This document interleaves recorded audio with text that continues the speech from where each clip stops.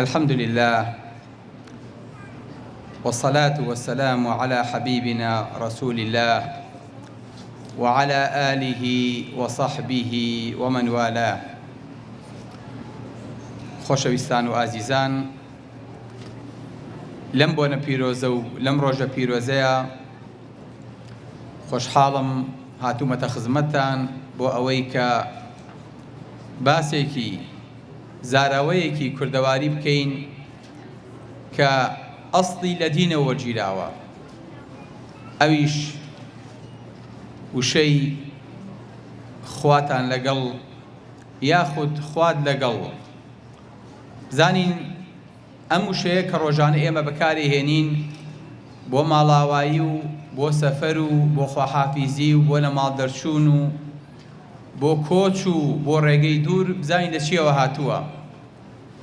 سونەتە کە ئینسان سەفەرەکات بەوەی کە مقیمە بڵێت ئەستەودیعوکە الله الذي لا تضيع ودائعه، ئەسپێرم بەو خوایی کە سپاردە و ناکات، ئەویش پێی بڵێت ئەستەودیعوکە الله دینەکە وأمانەتەکە وخواتیم أعمالك ووجهك الله إلى الخير حيثما توجهت. هەردووکیان دوعای خێر بۆ یەکتری ئەکەن، هەردووکیان پەنای یەکتری ئەدەن بەخوا. ئەو پێڵێ ئەتسپێرم بەخوا، ئەویش ئەڵێ خوا ئاگادار و خوات لەگەڵ بێ، خوا حافیزت بێ. ئەم کەلیمەیە وای لێ هاتووە کە کەلیمەیەکە لە ناو کووردا ڕێک تەرجومەی حرفیمان کردووە کە بە یەکێکەڵێین خوات لەگەڵ بێ. ئەگەر ئینسان خوای لەگەڵ بوو کەسی تری ناوێت، ئەگەر خوای نەبوو چێ ئەتوانێ جێی خوای بۆ پڕ کاتەوە یاخود پارێزگاری کە یاخود پێداویستیەکانی بۆ جێبەجێکە. ئەگەر ئینسان يا ابن آدم تفرغ لعبادتي أملي صدرك غنى، أي بني آدم بۆ من تێکۆشە، هەموو دڵ و سنگت پڕەکەم لە ئاسوودەیی و لە دڵخۆشی. يا ابن آدم إذا فقدتني فقدت كل شيء وإن وجدتني وجدت كل شيء. ئەگەر منت دۆزیەوە هەموو شتێکە دۆزیتەوە، ئەگەر منیشت ون کرد هەموو شتێکت ون کردووە. نەڵێی پرۆفیسۆرم و نەڵی شارەزام و نەڵی شەهادە و پارە و ماڵ و سەروەت و خوێندن و کتێبم هەیە. ئەگەر خوات نەناسی هیچ شت نەناسیوە، ئەگەر خوات ون کرد هەموو شتێکە ون کردووە. بگرە خۆشت ون کردووە. قل إن الخاسرين الذين خسروا أنفسهم وأهليهم يوم القيامة ألا ذلك هو الخسران المبين. ئەوانە زەرەرمەندن کە لە ڕۆژی قیامەتە خۆیان و ماڵ و مناڵیان ونەکەن، نەک لە قوماری سەرمێزە، بەڵکو لە دنیایە ئەو نەکاریان نەکردو بۆ قیامەتیان کە شایستەی بەهەشت بن، خۆیان و دنیا و قیامەت و ماڵ و مناڵ هەمیە دۆڕێنن. بۆیە زەرورە هەموو کاتێ بە یەکتری بڵین خواتان لەگەڵ. ئەم مستەڵەحە جوانە لە کۆچەوە فێر بووین کە بە یەکتری بڵین لە ناو کوردەواریە خواتان لەگەڵ. ئەوە پێغەمبەر صلی الله علیه وسلم ئەوێ هیجرەت کات، بەیعەت وەرەگرێ لە ئەنسار کە بچێ بۆ خزمەتیان لە شوێنێکە کە ئیتر دەروازەی مینایە، لەو شوێنەی کە حەجی لێ ئەکرێ. بەیعەت لە حەفتا سەحابی ئەهلی مەدینەی ئەنسار وەرەگرێ کە بچێ بۆ خزمەتیان و شوێن و بنە و بارگە پێچێتەوە و لە مەکەوە بچێ بۆ مەدینە.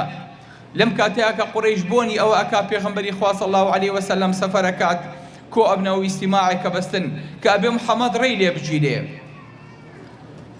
هەر یەکەیان لە سەنادید و قوڕیش و لە مەکتەب سیاسی و لە گەورەکان و لەوانەی کە پلانی تیرۆردا ئەنێن بۆ خەڵکی موسڵمان کۆ ئەبنەوە. کابرایەکی ڕیشپیش خۆیە کامەمەلیسەکەی ئاڵێن تۆ چیت؟ ئەڵێ من کابرایەکی نەژدیم، لەوانەیە ئیسفادە لە ڕاکەم بکەن. ئەبوو جەهل دەڵێ بابێتە ژوورەوە، ئەویش ئەکەنە ژوورەوە و یەکێکیان ئەڵێ با محەممەد سژنکەین. کابرای نەژدی ئەڵێ کە شەیتانە و خۆی گۆڕیوە لەسەر شیاوی پیاوێکا و هاتۆتە پێشەوە و ڕاوێژ لەوان وەرەگرێ و ڕاوێژیان پێیەکە. ئەڵێ کە سوکارەکەی دێن و ئەنسارەکانی دێن و بەرێدەن و ئەیبنەوە ماڵە و ئازادێکن. ئەوانی تریش ئەڵێن با دەریکەین بڕوات بۆ هەر شوێنێک کە ڕوات لە کۆڵمان بێتەوە. پێڵێن ئەگەر دەرچوو لە بشارە لە دەوری کۆبنەوە و قووەتێ دروستەکەن و یەنەوە سەرمان جارێکی تر ئەم دینە سەرەکەوێ و ئەبین بەژێر پەلوپەیانەوە. ئەبوو جارێک ئەڵێ من ڕێیەکم هەیە و کەسی تر ئەم ڕێی نییە. ئەبوو جەهلەکانیش زۆرن. ئەڵێ با محەممەد تیرۆرکەین، بەڵام تیرۆرێک نا لەسەر یەک کەسکەوێ، با هەوپەیمانێتیەکی بۆ دروستکەین. خوێنەکەی لە بینی هێزی فڵان حیزبە فڵان دەسەڵاتە، لە بینی هێزە گەورە دەسەڵاتەکانە ون بێ، لە هەر قەبیلەیەک لە هەر تیرەیەک یەک گەنج بێنین، نوێنەری قەبیلەکەی بێ، هەمویان بچنە جوانی محەممەد بە یەک جار لێی بن. سەیری ئەم پلانەکە کە هەتا ئەمڕۆ حزوری هەیە. زلهێزەکانیش کە ئەیانەوێ لە وڵاتێ بن یاخود لە موسڵمانان بن بە تەنیا لێیان نادەن، هاوپەیمانی و حیلفی بۆ کۆکەنەوە بۆ ئەوەی کە خوێنەکەی ون بێ. دوایی کەسوکاری محەممەد داوای خوێن لە چێ ئەکەن، لە کەس دەسەڵاتی چیان هەیە، خۆ بەقیژە هەموو قەبیلەیان ناچن، ناچار بە خوێن سوڵحەکەن. شەیتان وڵێ ئەمە ڕەئە، ئەمە تەواوە، چی بۆ کۆکەنەوە؟ 40 دانە گەنجی سوار چاکی پاڵەوان، وەرە 40 دانە گەنج بە شمشێرەوە لەبەردەم ماڵی محەممەدا بۆستێ، محەممەد دە ماڵەکەی خۆیان بێ، هەر شواردەوری ماڵەکەیان تەنی بێ و گرتە بێ، بە تەیارە و تۆب لە بەردەمی ماڵەکەیان بن. محەممەد مەجالێکی و دەرفەتێکی دەرچوونی بۆ نەمابێ، 40 دانە گەنج تەوقی دەوروبەر و ماڵ و کۆڵانیشیان کردە بێ. ئەبێ محەممەد لەشۆوە دەرچیت، ئاسمان هەڵتەکێشێ زەوی نەخێر. وجعلنا من بين أيديهم سدا ومن خلفهم سدا فأغشيناهم فهم لا يبصرون. مشتێ خۆڵە و پێغەمبەری خوا بەناویان ناتێپەڕە بێ، کابرایەک دێ ئەڵێوە چاوەڕی چیەکەن؟ ئەڵێن چاوەڕی محەممەد دەکەین، پەلەمە کە با بێتە دەرەوە بیکوژین یاخود ڕۆژ بێتەوە. ئەڵێ محەممەدم بینی ئاوا ڕۆیشت و تۆزێکی کرد بەسەرتانە. سەیری سەریانەکەن تۆزی پێوەیە، بەیانی کەچن کە سێرەکەن عەلی لە شوێنەکەیان خەوتووە. ئەمە چییە؟ ئەمە محەممەدێکە و پێغەمبەری خوایە. خوای گەورە هەروە بە ئاسانی تسلیمی ناکە ئەم بۆ ئەو ئیشەکە، پەناو پشتی هەر ئەمە خوای لەگەڵە. پێغەمبەری خوا صلی الله علیه وسلم کە تێپەڕێ بۆ غار، کە تێپەڕێ بۆ ئەشکەوت، دیقەتی ئەم مەشهەدانە بن خۆشەویستەکەم، هەموو هەوڵی قوڕیشەوەی پێغەمبەری خوا صلی الله علیه وسلم نەگاتە مەنزڵ. پێغەمبەری خوا بە دڵێکی پڕ لە سەکینەوە، بە دڵێکی پڕ لە ئارامیەوە، هەنگاوەکانی زۆر بە جوانی و بە پلانێکی زۆر جێبەجێ ئەڕوات، هەتا وەکو نزیکە بێتەوە لە غار چی لەگەڵە، ئەبوو بەکری لەگەڵە. ئەبوو بەکر هەموو گیانی قەلەقە، هەموو گیانی ترسە، هەموو گیانی خەمی پێغەمبەرە صلی الله علیه وسلم. پێغەمبەری خوا صلی الله علیه وسلم فەرمێ ئەبوو بەکر بۆوە، فەرمێی پێغەمبەری خوا بیرەکەمەوە لە دواوە بۆمان بێن، خۆمە خەمە دواوە، بیرەکەمەوە لە پێشەوە بۆمان بێن، خۆمان خەمە پێشەوە، نەبادا کەمینێ چاوەڕێمانکە. فەرمێ ئەبوو بەکر ئەو نەخەمی منتە. فەرمێی پێغەمبەری خوا من ئەگەر بڕۆم تەنها ئەبوو بەکرە ڕوات، بەڵام ئەگەر تۆ بڕۆیت ڕیسالەکە و پەیامەکە ئەفەوتێ، پەیامەکە لە من گرنگترە، لەبەرەوە من ئەمرمە. فەرمێ ئەبوو بەکر تۆ خۆتم بە قوربانەکەی. دەفەرمێ بڵێ ئەی پێغەمبەری خوا، هەتا ئەگەنە بەردەمی ئەشکەوتەکە سەیری ئەم ئەدەبەی ئەبوو بەکرکە، هەر خەمی خۆی نییە بە هیچ شێوەیە، خۆی لەبیر چۆتەوە، ئەیەوێت بچێتە ئەشکەوتەکەەوە لەگەڵ پێغەمبەری خوایە. ئەشکەوتی ثەور ئەبێ پێغەمبەری خوا پێشکەوێ، بەڵام ئەترسێ شتێ لە ژوورەوە بێ پێغەمبەری خوا عەزیێت بە، نە ئەبێ ئەبوو بەکر پێشکەوێ بۆ ئەوەی کە ئیستیطلاعێکی شوێنەکە بکات و تەکید بێ هیچ شتێکی خراپی تیانە. بۆیە ئەڵێی پێغەمبەری خوا ئالێرە بۆستە، هەتا من بە تەواوەتی ژوورەکە ئەشکەوتەکە کەشفەکەم زانم چی تایان نا. سەیری ئەم ئەدەبەکە ناڵێ من ئەڕۆم و تۆ بە دواماوەرە، ئەڵێ بۆستە و من ئەچمە ژوورەوە، ناڵێ پێشکەوە و من بە دواتا دێم، نەبادا شتێک لە ژوورەوە هەبێ. ئەمە بەس لە ئەبوو بەکرەوە شێتەوە، هەتا وەکو وای لێدی پێغەمبەری خوا صلی الله علیه وسلم هەموو ئەشکەوتەکە چێکەکرێ هیچی تیا نییە، بە جیهاز و بە چاو و بە سەیرکردن و بە گەڕان ئەشکەوتەکە خاوێنە و هیچ شتێکی تیا نییە. ئەزیێتی پێغەمبەری خوا بە ئەنجا ئەگەڕێتەوە دەرەوە، ئەڵێی پێغەمبەری خوا ئەنجا فەرموو پێشکەوە. پێغەمبەری خوا چێتە ژوورەوە لە ئەشکەوتەکەیە ئەمێنەوە، قڕەیشی سەرقاڵە 100 دانە حوشتر بۆ کەسێک سەری محەممەد و ئەبوو بەکرمان بۆ بێنێ نازانی لەکوێیە ئەچن خەبەر کەتمە پێغەمبەری خوا صلی الله علیه وسلم هەواڵی لای کۆمەڵێ ئافرەت و کچەکانی ئەبوو بەکرن ئەوانیش ئێوە ئاسا هیچ شتێ لە دەمیان نایەتە دەرەوە تەنانەت ئەبوو جال لەیەک لە یەکێکیانەدا لە ئەسما ئەڵێ کوا باوکت ئەڵێ نازانم باوکم ڕۆیشتووە فعلا نازانێ باوکی بۆ چووە چوە کەس تەوەقوع ناکا ئەبوو بەکر و پێغەمبەری خوا صلی الله علیه وسلم لە چۆن ناچار پەنا بۆ سەگی پۆلیسیە بن سەگی پۆلیسی بڵێ بۆ ئەوەی کە شوێن پێکانی پێغەمبەری خوا و ئەبوو بەکر بۆن کات هەتا وەکو ئەیدۆزنەوە ئەبوو سوفیان عەشیرەتێک هەیە پێوترێ بەنی مەدلەج بەنی مەدلەج بانگەکات سوراقەی کوڕی مالی بانگەکات ئەفەرمێ وەرە شوێن پێکانی محەممەد و ئەبوو بەکرم بۆ هەڵگرا هەتا وەکو ئەمانگەیەنێتە ئەو شوێنەی کە ئێستا ئەوانیتیان چۆن سەگی پۆلیسیە بن و پەڕۆیەکێن بە دەمیا و وردە سەگەکە پێشیانەکەوێ و ئەمانیش بە دوایە و بە چەک و عەتاد و تەقەمەنیەوە لەولاوە 100 حوشتر هەدیە بۆ هەر کەسێک سەری محەممەد و محەممەدمان پیشان بە نەخێر سەری ئەبوو بەکریش هەر بە 100 حوشترە خوات یەکی حوشترێکیشیان پێیە سوراقا کە شوێن پێکان هەڵەگرێتەوە ئەڕوا بە شوێن پێکانە ئەڵێ نازانم ئەم شوێن قاچە لە قاچی ئەبوو بەکر و لە قاچی کوڕەکەی ئەبوو بەکریشە چێ ئەم عەشرەتە ئەم بەنی مەدلەجە ئەو نەزیرەکەن پێیانە وترێ ئەمانە لە قیافە شارەزان خۆشمان ئەمڕۆ پێڵێن قیافە بەس ئەمڕۆ قیافە ئێمە بۆ لە شولار باسێکین نە قیافەی ئەثەرمان هەیە قیافەی بەشەرمان هەیە قیافەی ئەثەر چییە قیافەی ئەفشەر ئەوەیە کە شتێک ونکی بە دوایە بچین ئەم عەشرەتە کە مڕ و بزن و وڵاقیان لێو نەبوو ئەچوون بە دوایانە بە بۆنەکەی ئاچۆ سەر وڵاقەکە ئەیان دۆزیەوە بە شوێن پێکانی ئەچووی دۆزیەوە ونی ناکرد یاخود ئەگەر دزێ بچوایە شتێکی لە ماڵەکە بدزیایە شەو بە ڕۆژ بە بۆنەکەیە ئەچوو هەتا وەکو ئەگەیشتە سەر شوێنی مۆڵگەی دزەکان ئەلم ماڵە دزیەکە هاتووەتە شتەکانی براوە ئەچووە سەر ماڵی دزەکە ئەو نەوریابوون ئەم قەبیلەیە ئەمە پێوتێ قیافەی ئەثەر قیافەی بەشەریشمان هەبوو ئەگەر بیان ویستایە دوو کە سەیریکەن ئەیانوت ئەو دوانە لە یەکترین ئەیانوت چییە لە یەکترین ئەی یعنی برای یەکن کوڕ و باوکن ئاوە لە یەک جینەوە هاتوون ئەو نە شارەزای کڕۆمۆسۆم بوون ئەیان زانی دوو کەس بەس قاچیان ببینایە ئەیانوت ئەم دوانە لە یەکترین ئەوە ئەبێ بەنی مجەزەس کە لە ئەویش لە بەنی مەدلەجە مجەزەس کە پیاوێکی قیافە ناس و پیاوێکی شارەزا بوو جارێکیان قاچی ئوسامەی کوڕی زەید و قاچی زەیدی بینی هەردووکیان لە دەرەوە بوون جا ئوسامە کوڕێکی ڕەش بوو هەردووکیشیان بەحساب کوڕ و کوڕەزای پێغەمبەری خوا بوون صلی الله علیه وسلم هەتا قورئان نەهی لێکردن خەڵکی ئەیانوت ئوسامە کوڕی زەید نییە ئوسامە بەو ڕەشیە و باوکیشی بەو سپێتیە چۆن ئەبێ ئەم کوڕە کوڕی ئەو پیاوە بێ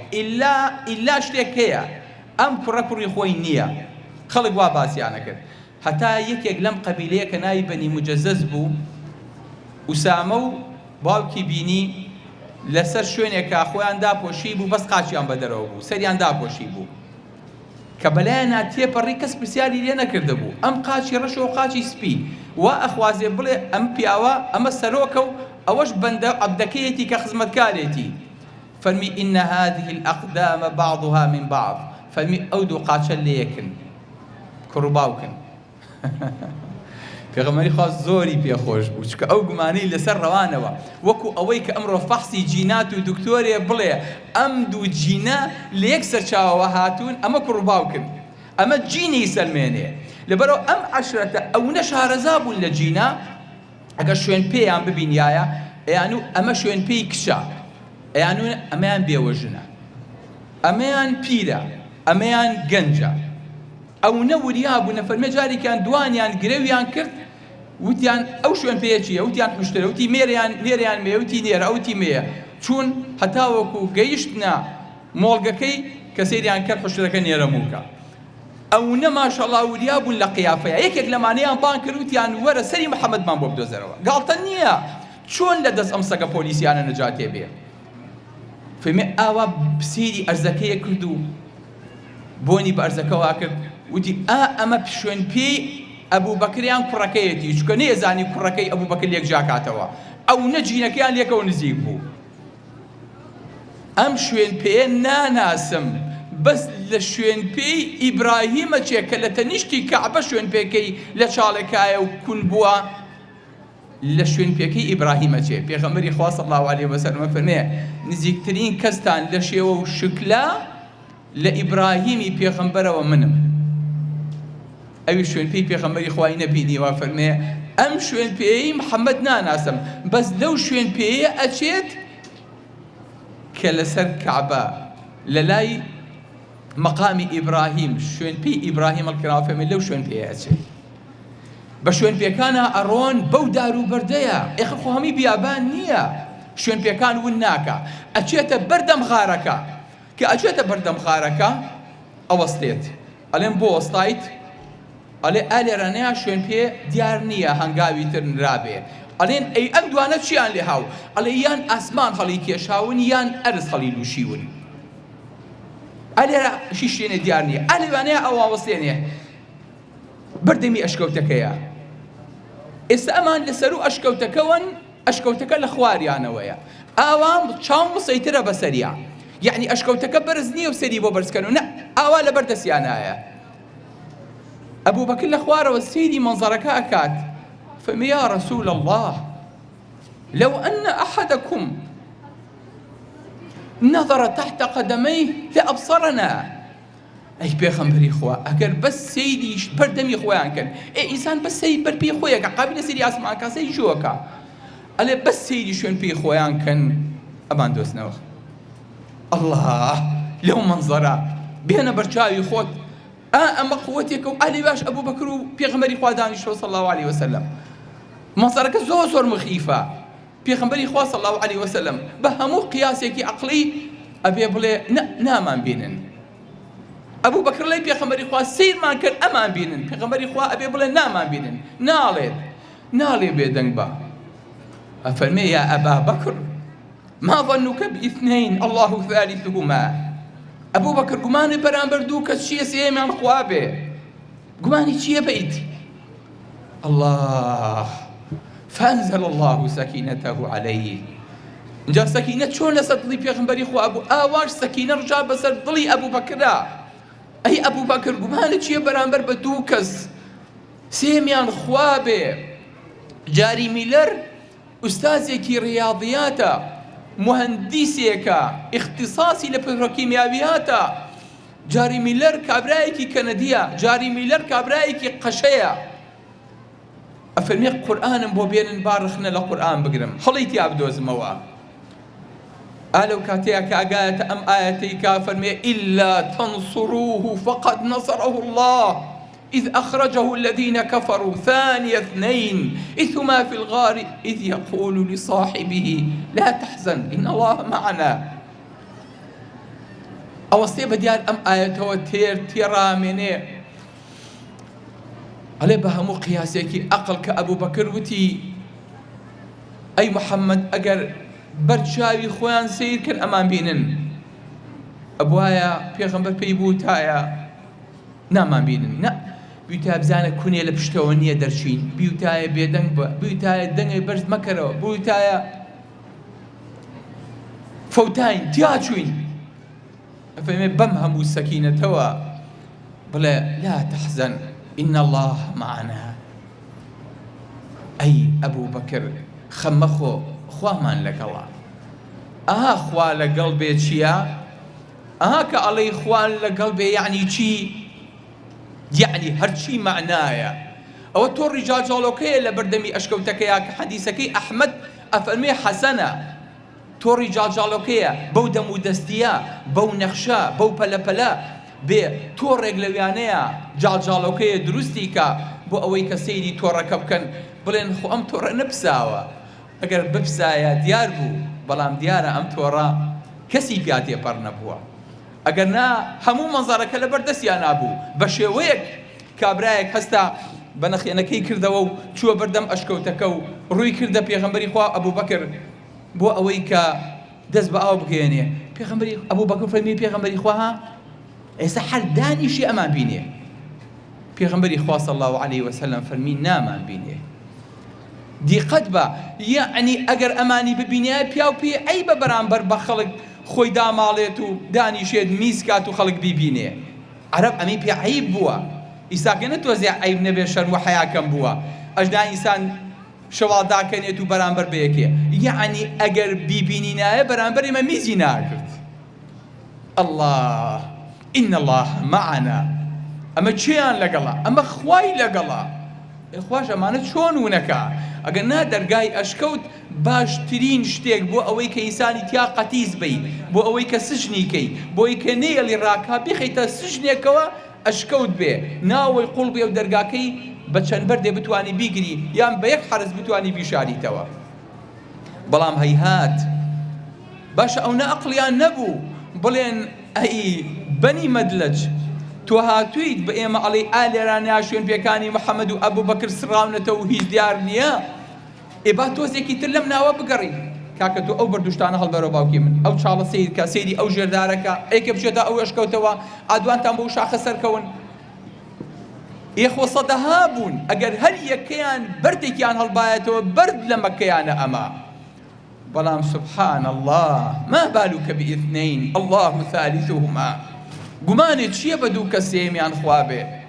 لەبەرەوە ئەگەر زەواجت کرد کرێچی بوویت تەعین نەبوویت کەوتە ژێرباری قەرزەوە مشکلی ئاو و کارەبا و مۆلیدەکە هاتە سەرت خێزانەکە دووتیوە لە دەرگادەن بڵێ ئین الله معنا. خەم نەخۆیت لا تەحزەن نەچیتە ژێرباری خەم خەفەت نەخۆیت چونکە دەرگاکان کراونەتەوە. چی ئەوێت؟ تەنها دەستێکی پاکی ئەوێت ئینسان بەرزی کاتەوە بەلای خوا چکە مەلەکوتی ئەرز و ئاسمان بەدەست خوایە. گۆڕانکاریەکان لای خۆیەتی، دڵی بەندەکان لای خۆیەتی، قودرەتەکان لای خۆیەتی. من و تۆ چین لە چاو خوایە بین هەموو ئەرز کۆ بێتەوە بیانەوێ زەرەر بە یەک کەس بگەێنن وەڵڵاهی نایگەێنن ئەگەر خوای گەورە ڕەزامەندی لەسەر نەبێت. قەسەم بەخوا لو أن الأولين والآخرين لو أن الأمة اجتمعت على أن يضروك بشيء لم يضروك إلا بشيء قد كتبه الله عليك. ئەگەر هەموو ئەرز و ئاسمان بێخوا کۆ بێتەوە بیانەوێ زەرێرە پێ بگێنن نایگەێنن. مەترسە بکوژن، مەترسە تیرۆرت بکەن، مەترسە سژنت بکەن، مەترسە شار بەدەرت بکەن، مەترسە دەرت بکەن لە دەوام، مەترسە بێ معاش بیت، مەترسە هەڕەشە و لێ بکەن، مەترسە بە خێزان و ماڵ و مناڵەکەت هەڕەشە و لێ بکەن، مەترسە خانوەکەت لێ بسەنەوە، مەترسە بە ترساندن و تۆقاندن بڵێ ئین الله معنا. ئەو خوامان لەگەڵا. ئەگەر نەخۆش کەوتی کەسێ لە دەور نەبووە خۆت و مرافقەکەت بوویت بڵێ لا تەحزەن ئین الله معنا. خەم نەخۆیت خوامان لەگەڵا. با دکتۆرەکانیش بڵێن وەڵاهی بێ ئومێدە بەخوا هیچ شتێ چارەسەری ناکا بڕۆن وەکو پینە و پڕۆ عیلاجی کیمیایی بنێ بڵێن لا تەحزەن ئین الله معنا. خەفەت نەخۆی ئەو نەخۆشخانانەی کە پڕ بووە لە نەخۆشی کیمیایی و نەخۆشی بێچارەسەر نەخۆشەکان با بە خۆیان و مرافقەکان با بە نەخۆشەکانیان بڵێن لا تەحزەن ئین الله معنا. هیچ خەفەت نەخۆی چکە خوامان لەگەڵا. هەر کاتێ زۆرە بۆ هاو لە سژنا بووی بە تەنیا بووی لە ئینفرادیا بوویت بڵێ لا تەحزەن ئین الله معنا. بڵێ ئیبن قەیمە فەرمێت جارێکیان لە خەوما ئیبن تەیمیە مامۆستای خۆ من بینی کە وەفاتی کردبوو لە خەوما باسی ئەعمالی قولوبم لێ پرسی اینجا پێڵێ قەدەس الله سرە. ئەڵێ ئەویش پێی وتم دڵی ئینسان بەچی خۆشە بێ بەچی ناترسێ باسی ئەمەم بۆ کرد. وتی بەڵام دڵی من بەس بەخوا خۆشە بێ بەس بەخواش ناترسێ کە پاڵەدا بۆەوە. لە خەوا سبحان الله مامۆستاکەی کە وەفاتی کردووە دەرس فێری قوتابیەکە کاکە ئیبن قەیمە ئاوا فێریانەکردن. ئەم پیاوانە دایما هەستیان بە مەعیەتی خوا کرد. بۆ یەکێک لە پیاوچاکان ئەڵێ خۆزگایە لە بە ئاگاییە وەکو خەوی ئیبن سیرین وا بوومایە.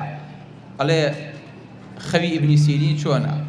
ئەڵێ ئیبن سیرین جارێکیان خەو بە ئافرەتێکەوە بینێ غەیری عەبدی خێزانی خۆی ئەفەرمێ کە سێدم کرد ئافرەتەکە غەریب بوو خێزانی خۆم نەبوو مەحرم نەبوو چاوم داخست لە خەوەکەمان نەزەرم لێ نەکرد ئەڵێ خۆزگە من بمتوانیایە لە بە ئاگاییە بۆکوم پیاوا بوومایە یعنی لە خەویشە هەست بە مەعیەتی خواکەیت بەڵێ هەست بە ڕەقیبی خواکەی هەست بە نزیکی خواکەی بەڵێ یعنی ئەگەر چوویتە سەر سۆشیال میدیا و چوویتە سەر شاشە و تەلەفۆن و تەلەڤیزۆن و بە تەنیا مایتەوە هەستەکەی بڵێیت ئین الله معنا بەڵێ شەرمەکەیت دەخوا دایەخەیت چاوداخەیت بەڵێ مەڵێ ئەمە بەس ڕەسمە مەڵێ ئەمە بەس ڤیدۆیە هەموو جارە بڵێ ئین الله معنا خوا بەس لەوە نییە کە لەگەڵ تا بێ و بتپارێزێ ئەی تۆ دوو ڕۆژی تر دەستی بۆ بەرزەکەیتەوە ئاخر فەلیەستەجیبوا لی با جوابی من بنەوە با لەگەڵ منە ڕاز بن هەتاوەکو منی جوابیان بەمەوە ئەها ئەمە پێغەمبەری خوایە صلی الله علیه وسلم کە بەن یەقینەوە تەعاملەکە بەم دڵەوە سەیری واقیعەکانەکە لە هیچ ناترسێ لە چی بترسێ چ خەمێکی هەڵگرت بێ ئەمێک بۆ خوا ئیشەکە ئەمێک خوای لە پشتە ئەمێک خوایەکی لە پشتەکە ئەرز و ئاسمان و هەرچی مەلەکوتەکانە بەدەست ئەوەیەوەیە عولەمایانە فەرموون هەندێک شوێن هەیە لەم کەونەیە هەر تاریکە تاریکە تا ئیستاکەنە عیلم پێی نەگەیشتووە تیلیسکۆپ پێی نەگەیشتووە نازانین چی تایە ئەم زەویە بچکۆلەی من و تۆی بینین یەک نوقتە نییە لەناو مەلەکوتی خوایە ئاخر پێغەمبەری خوا بۆ ئەم خوایە ئیشەکە ئەی تۆ ئەتوانیت ئەم شوێن پێیانە هەڵگریتەوە بەڵام بۆی کە دوای کەوی نەک بە ئەوەی بیدۆزیتەوە ئەتوانیت بەم پێیانەیە بڕۆیت بڵێ لەو پەڕی ناڕەحەتیە پێغەمبەری خوا صلی الله علیه وسلم لەناو خەندەقە دەوری مەکەیان گرتووە چۆن دەوری ئەشکەوتەکەیان گرتبوو ئەم جارە دەوری شارەکەیان گرتووە دەوری هەموو مەدینەیان گرتووە پێغەمبەری خوا صلی الله علیه وسلم کۆمەڵێکی کەمی بەدەرەوە ماوە 10,000 جەیش 12,000 جەیش ڕووی لە مەدینە کردووە اینجا ئەمانیش خەندەق لێدەن بانی پێغەمبەری خواکەن ئەڵێی پێغەمبەری خوا لەناو خەندەقەکەیە بەردی هاتۆتە پێشمان هەرچی پیکمان لێداوە پیکەکە شکاوە ئەو نشکاوە وەرە چارەسەرێکی ئەو بەردەکە پێغەمبەری خوا صلی الله علیه وسلم پیکەکە هەڵەگرێت و قوربانی ئەو دەست و بازووت بم فەرمێ یەکەم بەرد کە لێدا و تیشقە ئەکا بەردەکە بەشێکی شکێ فەرمێ الله ئەکبەر أوتيت مفاتيح الشام والله إني لأنظر إلى قصورها الحمراء الله شام بوكراي ودرجاي شام بوكراي والله مني ساكن السيري تلا رسول كان يكم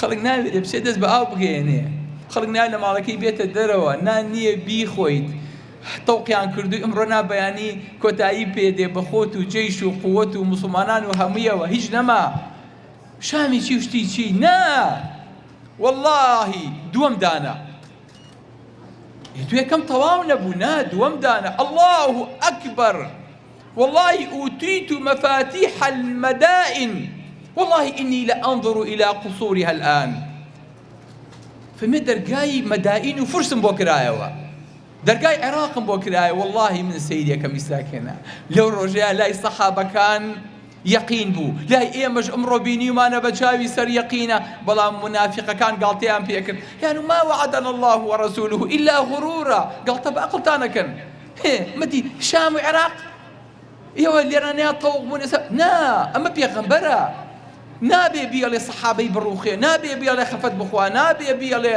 تەواو بێهێز بێ و بڵێ بەخوایتە تەواو تەسلیم بووم نابێ عەلەمی سپی هەڵکا بۆ غەیری جەنگ نەبێ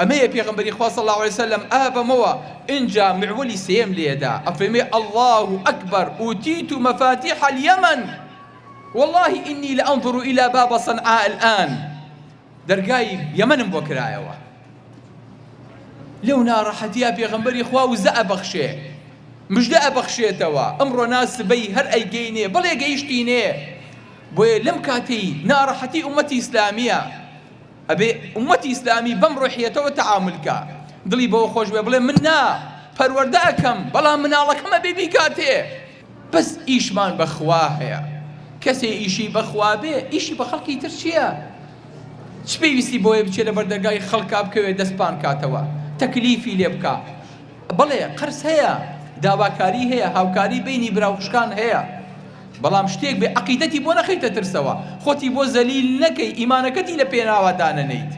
هەر کاتێ ئەمەت دانا هەموو شتێکە دۆڕانوە، لەبەرەوە بێ ئەم عەقیدەیە لەسەرەوە بێ بەردەوام چۆن بتوانین ئەمە بکەین، عەقیدەکە نەدۆڕێنی. لەبەرەوە عیزەتان بە دینەکەتانەوە هەبێ، هەر کاتێکی شتێکتان لێ داواکرا بۆ دینەکەتان لە پێناوی خوایە بڵێ ئین الله معنا، ئیننا مع الله، خوامان لەگەڵە، ئێمەش لەگەڵ خوای، ئێمەش ئەبێ لەگەڵ خوا بین. هەر کاتێ ئەم دروشمە تەواو بوو وتمان خواتان لەگەڵ، ئەم دروشمە لە قەبرەکەشتا بەکەڵک دێ کە هەموو دنیا و هەموو ئەرز و هەموو خاک و شوێنەکان بەجێ تێڵن لەناو ئەو ئەرز و خاکەیە، هەموو خۆشەویستانت ماڵاوین لێ یەکەن، ئەنجا مەلایکەتەکان دێن و سەیر دەکەن هەموو کەس و کار و خۆشەویست و سەروەت و سامان و پارە و مەنسەبەکان بەجێیان هێشتیت، خۆشیەکانی ژیان بەجێیان هێشتیت.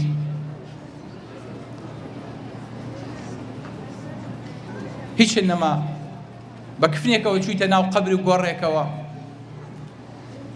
ئەنجا مەلایکەتەکە لێتە پرسێ من ڕەبوک، ئەنجا ئەزانی ئین الله معنا یعنی چی؟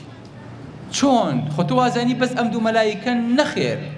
ئەنجا کە پرسیارەکان جوابەیتەوە ئەڵێی ئەڵڵا خوامە و بەرنامەکەم قورئانە و محەممەد پێغەمبەرمە، ئەنجا لە ئاسمانەوە دەنگێ دێ کە خوای گەورە فەرمێ ئەن صەدەق عەبدی، عەبدەکەم ڕاستی کرد، ئەنجا ئەزانیت ئالەویانەشا خوای گەورە وازی لێ ناهێنێ. ئەمە ئەشکەوتێک نییە، ئەمە قەبرێکی داخراوە، ئەمە قەبرێکی چەند مەتری بچکۆلەی دووجایە، ئەمە لە ژێر کێل و لە ژێر ئەرزە ئەطباقی سەرا و خۆڵ بەسەرتەوەیە.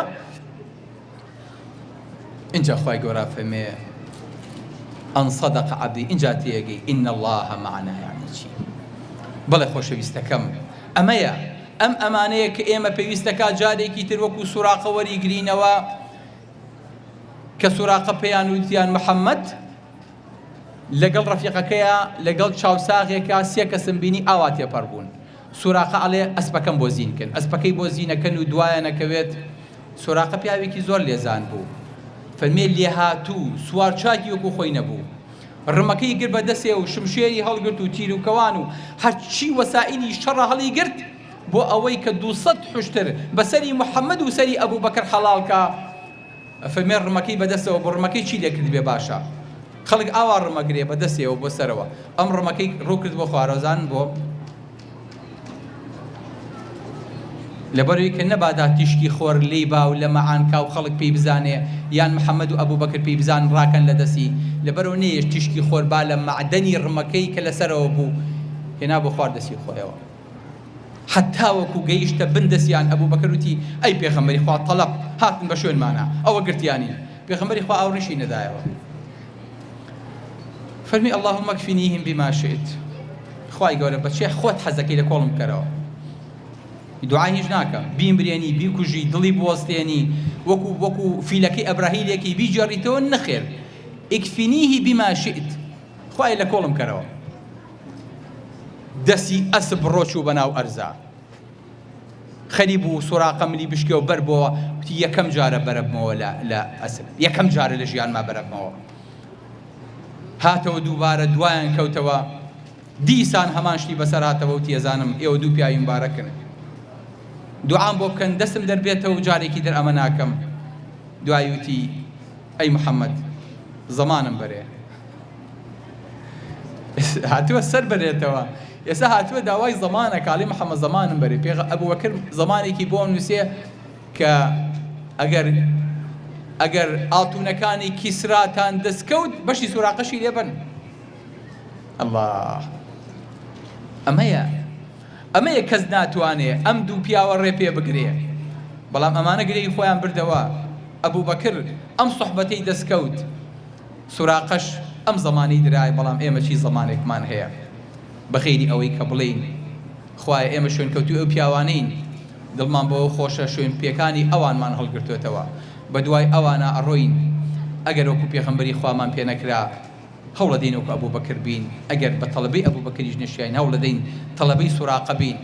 هەوڵەدین ئەو پیاوانە بین کە لە سوراقیانە پرسی ئەو محەممەد و ئەبوو بەکر چیان لە هاو ئەی من ئەم ڕێگەیم تەنیوە هیچی تیانی بڕم بە شوێنی ترا بگەڕێن جا ئاوا حیمایەتی و پارێزگاری لێکردن هەر کاتی ئاوامان لێ هاو اینجا تێ ئەگەین کە کەسێکمان لە ماڵ ئەچێتە دەرەوە خێزانەکەی بە پیاوەکەی ئەڵێ بە مناڵەکەی ئەڵێ ئیخوا لەگەڵ پێ اینجا لە واتاکەی تێگەین خوا لەگەڵ بوون واتای چی لا تحزن إن الله معنا.